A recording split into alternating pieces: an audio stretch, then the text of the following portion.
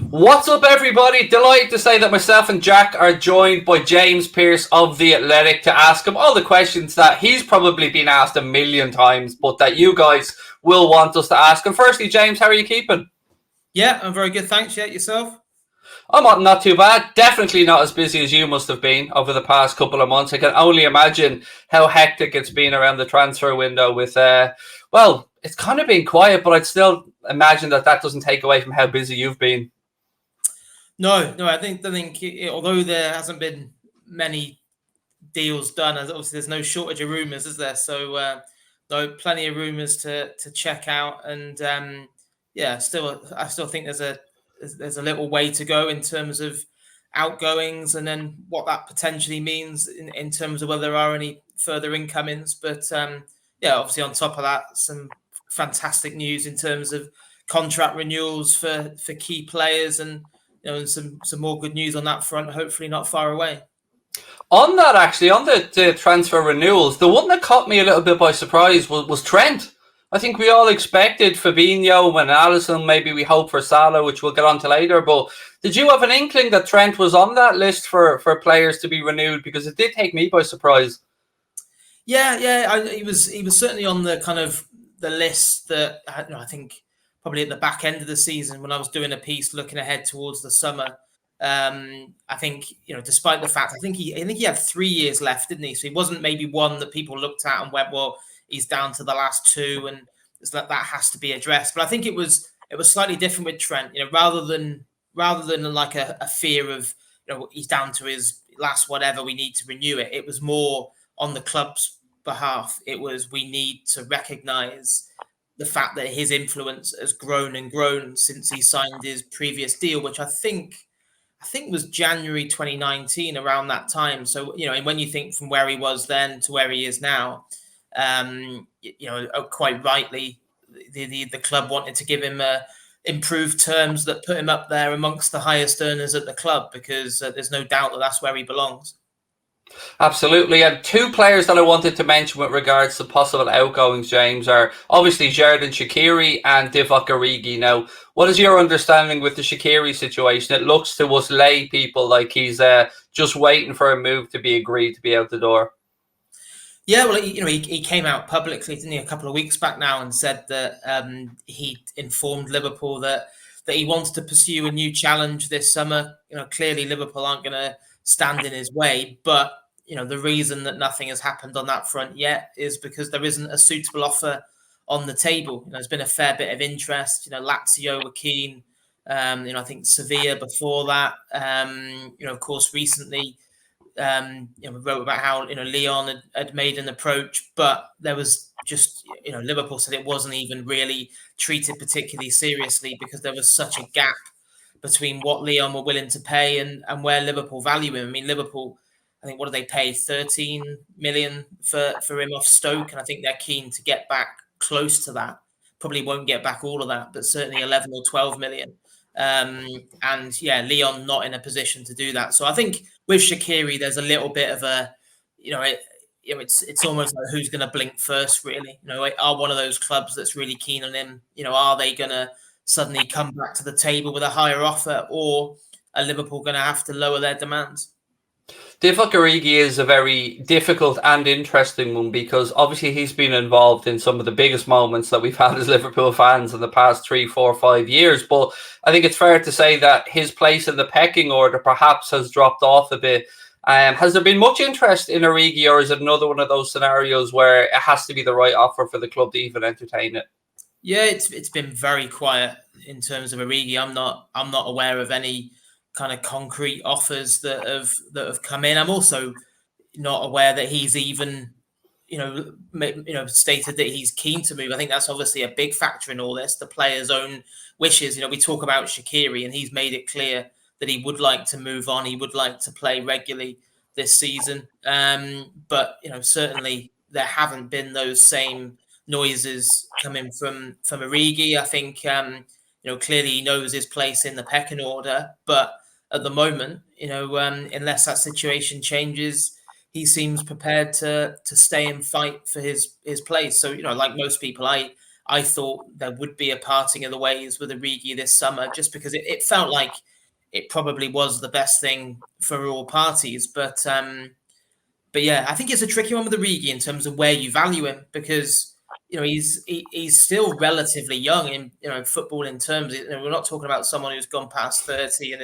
is on the way down. I think he could be a fantastic signing for probably mid-table and below Premier League club. But the fact that his output has dropped off dramatically in the last couple of years, and he never was able to really build on that magical moment in the Champions League final. I think, I remember when Wolves, there was some interest in him back in January, and Liverpool were talking 15, 20 million. And as it was, no firm offer was forthcoming, and they ended up loaning out Minamino to Southampton instead and keeping Origi on board. Now, I don't see a situation where Liverpool are going to get 15 or 20 million for Origi this time around. James, going from outgoings to incomings now. I spoke to you last in January when we were obviously having our issues with the defenders, and we needed to bring in a centre half. You said then the name Ibrahima Konate would be the one that Jurgen Klopp is looking at. Obviously, he's the man that we've brought in so far this summer. If you were a betting man, who would your money be on for us to bring in before the end of the window, or do you think that that's us done now? Well, I think certainly the way I asked Jurgen Klopp last week about the not signing a direct replacement for Wijnaldum, and he gave a very kind of impassioned defence of why he hasn't done that, and was adamant that he's got sufficient options within, and obviously people will debate whether there's enough cover in that midfield department, but certainly at the moment there's no noises to suggest that situation is going to change. Of course, there's still time. You never know whether a deal which looked like it was going to be too difficult to pull off suddenly becomes more possible. If of course, there's a lot of difficult financial decisions for clubs at the moment in the wake of the pandemic. So there's that one that at the moment doesn't look like it's going to change. I think the interesting one for me would be at the top end of the field, because I think if Shaqiri and Origi both go, then I was told that would probably be when Liverpool would have to look to bring someone else in that department. I don't think Shaqiri going alone will lead to that, just because I think the word earlier on in the summer was that effectively Harvey Elliott they see kind of stepping in and taking Shaqiri's minutes and probably playing an even bigger role compared to the one that Shaqiri did last season. So yeah, it's all very quiet at the moment in terms of incomings. I know, some people will say, well, Thiago and Jota, happened, obviously Thiago had been talked about for a long time, but in terms of getting that deal done, that happened very quickly after the season had started. What was that, mid-September a year ago? And people said, are they doing something, on the quiet at the moment that's suddenly going to surprise us all? But at the moment, it's all relatively quiet. One name, James, that does keep coming around, and it's a name that I've been reading for a year and a half, and it looks like he's signed on a new deal at his club, is Harvey Barnes. Is he a player that Liverpool have been monitoring and maybe will look to in the future, in your opinion? He's certainly been looked at, but to my knowledge, it's never gone further than that. So, and obviously, him signing a new contract at Leicester, I think, I just think trying to prize a player away from a fellow top 5-6 club in the Premier League is very, very difficult. I think there was a lot of talk about Tielemans, wasn't there, earlier on this summer, and I was told, yeah, of course, Klopp likes Tielemans. Why would he not like him? But just look at the numbers involved. You're talking about. I think Leicester was saying 60, 65 million pounds for Tielemans, and I just think that that common sense says that there are better value deals elsewhere, and that's why with the Harvey Barnes one, I'd be amazed if that came to anything.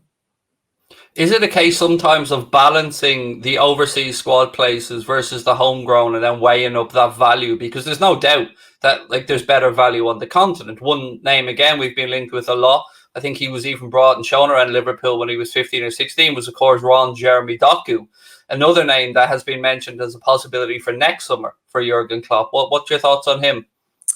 Yeah, well, again, I think that one keeps on popping up because we know from, I think his father has spoken publicly previously about the fact that, they were given a tour of Anfield, I think, in the training ground and met various people. It didn't happen around that time. So yeah, in terms of in terms of potential incomings, you're right. The non-homegrown rules do play a significant part. I mean, for all the talk about whether Liverpool have got the money to do this and that this summer, that they have been up to their full quota in terms of the non-homegrown players, and I know some people will say, well, if it comes to it, then you just don't register someone. But I just don't think Liverpool operate like that as a business. We've seen that happen at other clubs where, I think, was it Phil Jones at Man United maybe wasn't even registered for their Premier League squad maybe one season.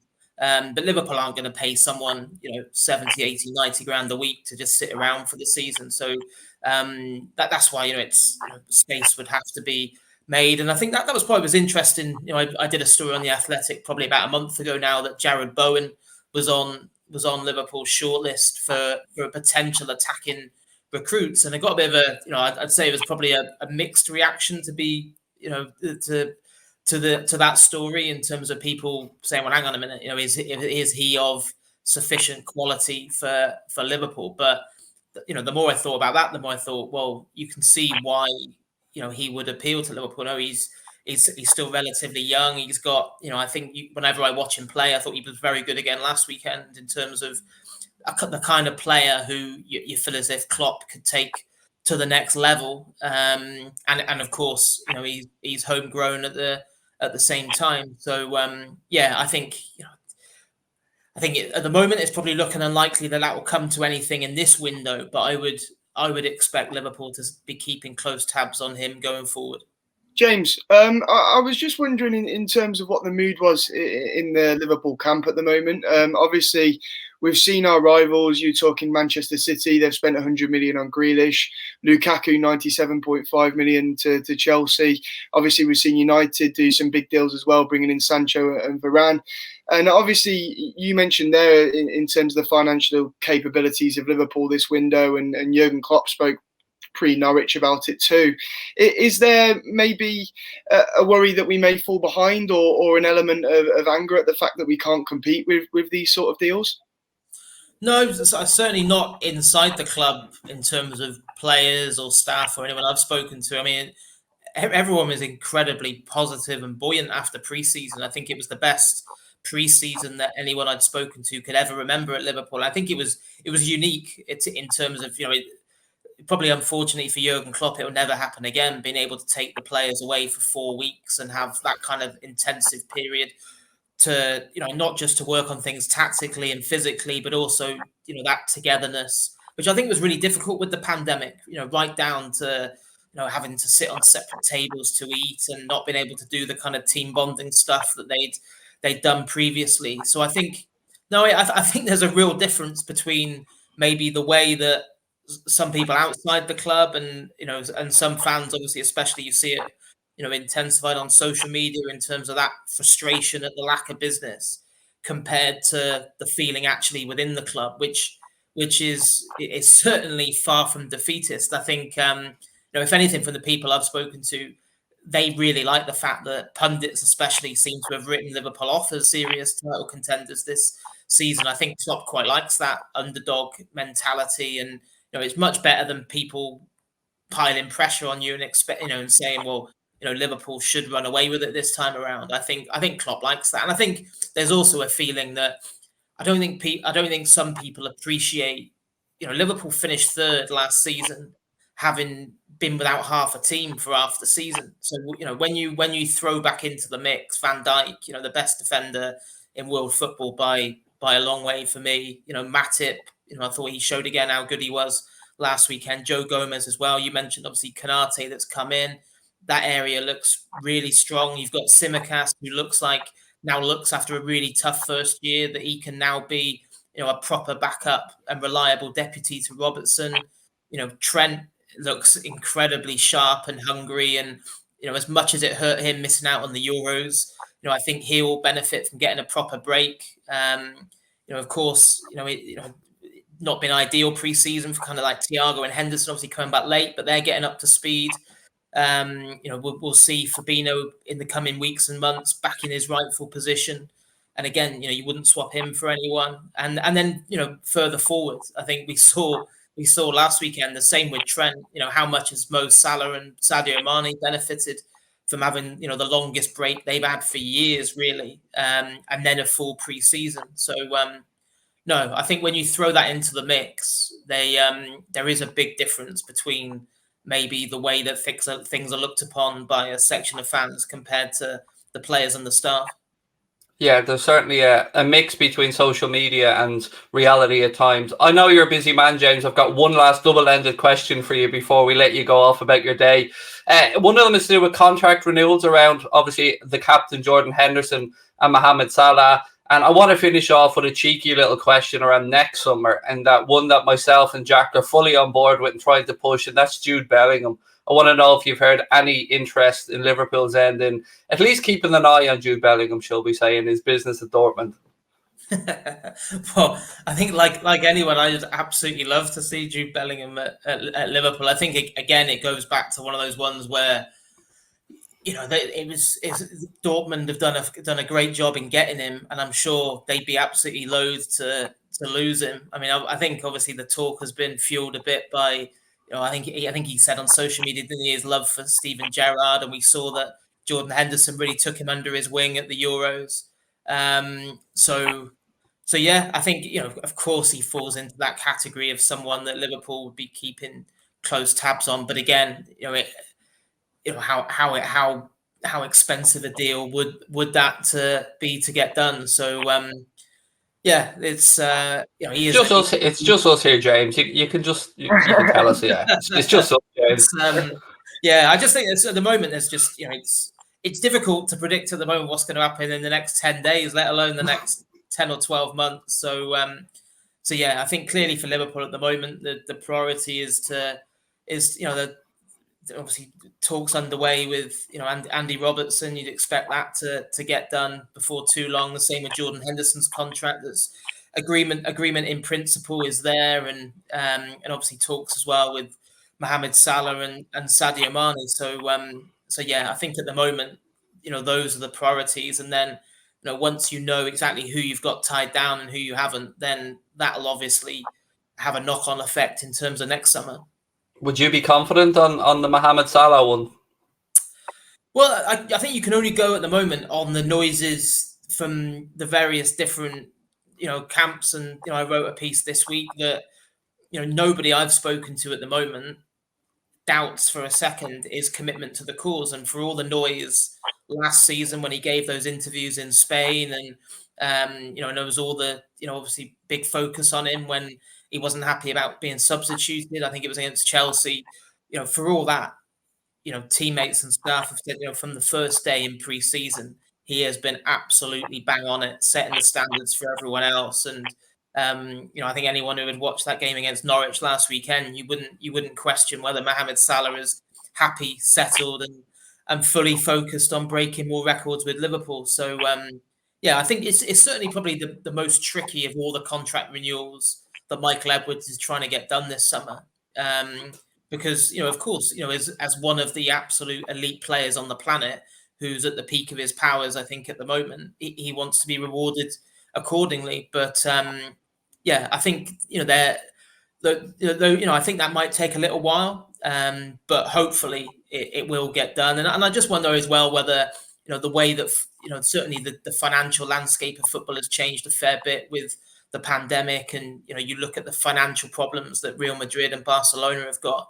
I think that's another element as well. So you kind of ask yourself, well, where what are the other options if he was reaching a point where he thought maybe is it right to try another challenge, which again, it's important to state there's no suggestion at the moment that is on his mind, but so yeah, clearly there's still some negotiating to be done there, but yeah, there's no doubt that Liverpool really, really want to keep hold of him for as long as possible because the numbers speak for themselves. We will have, of course, all the links to The Athletic, your articles in the description of the stream. I want to say to you guys at The Athletic, what I personally really enjoyed, apart from, of course, yours, Quiva and Simon's writing this summer, was Pep Lijnders' diary. I thought that was an absolute fantastic insight into why we don't know anything about football as mere mortals, because what goes through that man's brain, James, is just phenomenal. So I just want to say thank you for another excellent piece of summer writing from all of you guys, and we look forward to the season ahead. And again, for myself and Jack and everyone, thank you for giving up your time. No worries. Cheers, guys.